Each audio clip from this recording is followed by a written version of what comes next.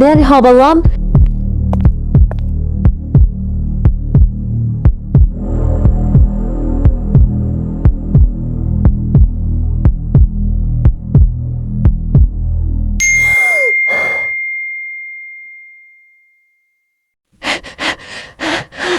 Miss Bond neredesin Miss Bond?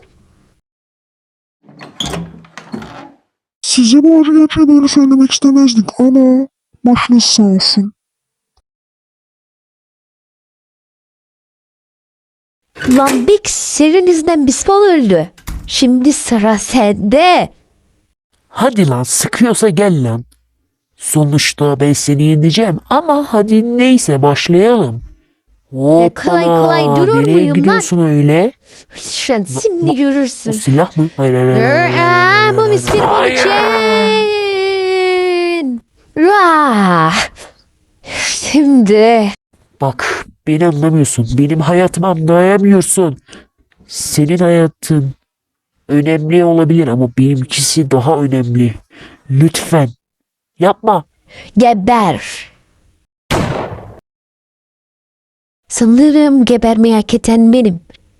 Miss Bond'a sahip çıkamadım ve Bix'i öldürdüm. Elveda. Lan Buna hiç gerek yok kuzen. Ben hayattayım. peki ya. Doktorun dediğimi onu peluşumla değiştirip doktora 1 Nisan şakası yaptım sana da.